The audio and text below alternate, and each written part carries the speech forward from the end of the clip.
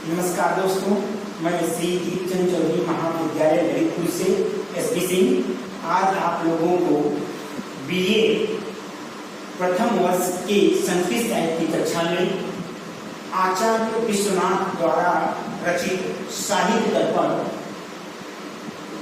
के प्रथम परिच्छेद के श्लोकों की व्याख्या के बारे में अवगत कराऊंगा। आप लोग ध्यान से पढ़िएगा और समझिएगा।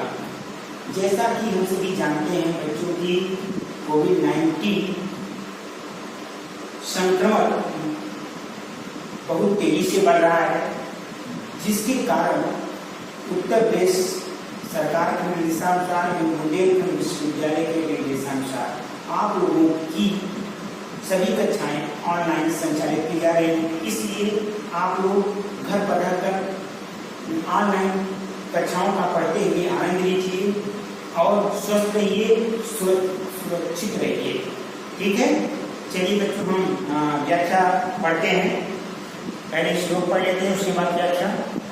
ठीक, सर बिंदु सुंदर रुचि तस्य साम्ये ज्ञान देवी अपहृत्य तमं संततमर्थां खिलान प्रकाशयत्। ठीक, अब संदर्भ लिखोगे प्रस्तुत श्लोक यानी प्रस्तुत अवतरण आचार्य विश्वनाथ द्वारा रचित साहित्य दर्पण के प्रथम परिच्छेद से अवतरित है। ठीक है, अब प्रश्न किसी कार्य की विघ्न रहित समाप्ति के लिए विघ्नों को नष्ट करने वाले मंगलाचरण का विधान करना अत्यंत आवश्यक होता है, क्योंकि संपूर्ण वाङ्मय की अधिष्ठात्री देवी मां सरस्वती हैं। अतः मंगलाचरण के रूप में उनकी स्तुति करना अनिवार्य है। बिना सरस्वती के अभिमुख, बिना सरस्वती की वंदना किए हुए काव्य का स्मरण सर्वथा असंभव होता है। इसी उद्देश्य से आचार्य विश्वनाथ ने वाङ्मय की अधिष्ठात्री देवी मां सरस्वती की आराधना करते हुए कहते हैं। इस श्लोक में मां सरस्वती की आराधना का वर्णन करते हुए कहते हैं कि ग्रंथ के प्रारंभ में लेखन के लिए अभिष्ट ग्रंथ की विघ्न रहित शांगोपांग समाप्ति के लिए वाङ्मय की अधिष्ठात्री देवी मां सरस्वती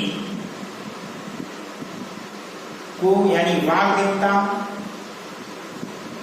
विद्या की देवी मां सरस्वती की अनुकूलता की आकांक्षा कर रहा हूं। शरदकालीन चंद्रमा के समान सुंदर विमल, शरदकालीन चंद्रमा के समान सुंदर विमल कांति वाली वह पुराण प्रसिद्ध वाग अधिष्ठात्री देवी मां सरस्वती मेरे चित्त में, मेरे हृदय में व्याप्त अंधकार या ज्ञान को दूर कर समस्त अर्थों को, समस्त ब्रह्मांड को प्रकाशित करे। ठीक है, विशेष में क्या लिखोगे बच्चों? आचार्य विश्वनाथ ने साहित्य दर्पणकार आचार्य विश्वनाथ ने वाङ्मय की अधिष्ठात्री देवी मां सरस्वती की आराधना मंगलाचरण के रूप में की है, क्योंकि ग्रंथ को निर्विघ्न समाप्ति के लिए मंगलाचरण का होना अति आवश्यक और अनिवार्य माना जाता है। ठीक है, समझ में आ गया? ठीक है, आगे दूसरा श्लोक। चतुर्वर्ग फल प्राप्ति सुखादल्प धियामपि काव्यादेव यतस्तेन तत्स्वरूप निरूप्यते। ठीक, चलिए इसकी हम व्याख्या कर लेते हैं इस श्लोक की। किसी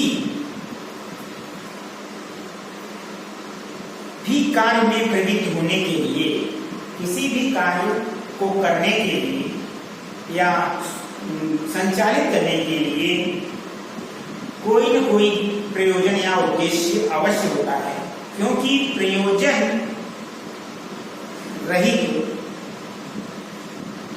प्रयोजन मूलुद्देश्य न मंदोऽपि प्रवर्तते।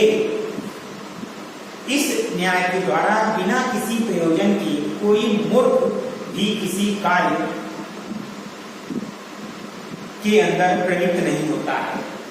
इसी प्रवृत्ति के कारणभूत काव्य प्रयोजन को साहित्य दर्पण का आचार्य विश्वनाथ इस प्रकार प्रस्तुत कर रहे हैं या इस प्रकार कह रहे हैं। ठीक है, चतुर्वर्ग फल प्राप्ति। ठीक, चतुर्वर्ग फल प्राप्ति। ठीक, कहा गया है कि काव्यतो रामादि चतुर्वर्ग प्राप्ति काव्यतो रामादि प्रवर्तव्य न रावणा इत्यादि कृत्या कृत्यत प्रवृत्त्यस्य उपदेश स्मृति उत्तम च। ठीक है ना,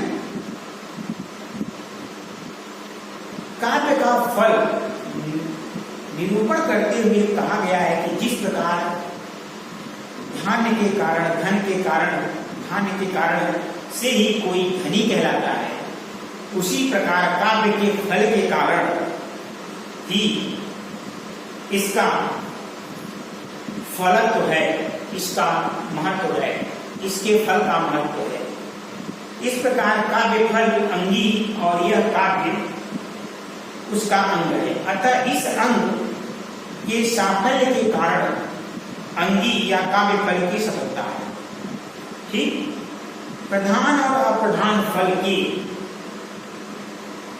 संबंध में स्पष्ट किया गया है कि यद्यपि इस ग्रंथ के अध्ययन से अलंकारों का ज्ञान, गुण दोषों का परिचय और ध्वनिवादी सिद्धांतों की विवेचना भी फल अवश्य है, लेकिन वह गौण अप्रधान फल है। प्रधान फल चतुर्वर्ग, जो काव्य का प्रधान फल होता है यानी मुख्य फल होता है, वह चतुर्वर्ग फल प्राप्त होता है, चतुर्वर्ग होता है। ठीक है, चतुर्वर्ग को ही इसका फल मानते हैं। काव्य का जो चतुर्वर्ग फल होता है इसका मुख्य फल मानते हैं काव्य का। ठीक है, काव्य फल प्रदर्शन के साथ ही काव्य के स्वरूप का निरूपण किया जाता है। काव्य के स्वरूप ठीक का निरूपण किया जाता है। आगे देखते हैं बच्चों, काव्य का अंग होने के कारण काव्य का अंग होने के कारण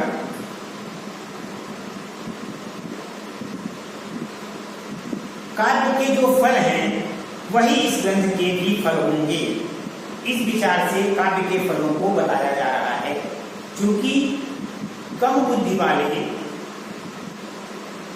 वालों को भी धर्म, अर्थ, काम और मोक्ष रूप पुरुषार्थ, चारों पुरुषार्थ यानी पुरुषार्थ चतुष्टय की फल प्राप्ति सरलता पूर्वक काव्य से ही हो जाती है, यानी कविता से हो जाती है। इसलिए उस काव्य का स्वरूप निरूपित किया जा रहा है। ठीक, राम आदि की भांति आचरण करना चाहिए, न कि रावण आदि की भांति आचरण करना चाहिए। ठीक, इस प्रकार के पालनीय सामाजिक नैतिक व्यवहारों में प्रवृत्त तथा अपालनीय व्यवहारों में से निवृत्त परक उपदेशों द्वारा धर्म, अर्थ, काम एवं मोक्ष की चतुर्वर्ग की सिद्धि से काव्य की सिद्धि होती है। यह सम्यक अनुभूति का विषय होता है। कहा भी गया है कि उत्कृष्ट काव्यों का निवेशन या पारायण धर्म, अर्थ, काम एवं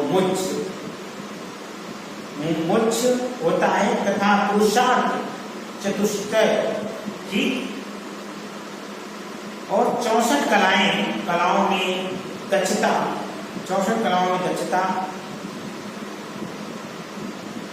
पैदा करता है और यश प्रदान करता है। ठीक है, यश प्रदान करता है तथा मनुष्य को हार्दिक सुख की अनुभूति कराता है। ठीक है। साहित्य दर्पण एक काव्य परीक्षा शास्त्र है, एक काव्य संबंधी ग्रंथ है जो कि काव्य का अंग है। दूसरे शब्दों में हम यह भी कह सकते हैं कि काव्य एवं काव्य शास्त्र में अंगांगिक भाव है, मतलब एक दूसरे के पूरक हैं।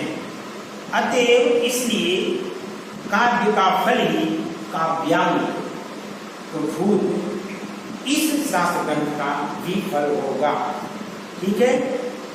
काव्य तो सर्वविदित है क्योंकि सहृदयों के हृदय को, मनुष्यों के सहृदयों के हृदय को आह्लादित कर देने वाला, प्रसन्नचित कर देने वाला, आनंदित कर देने वाला शब्दार्थों की समष्टि ही काव्य है। परंतु काव्य का शास्त्र होना कैसे संभव है? ठीक है। काव्य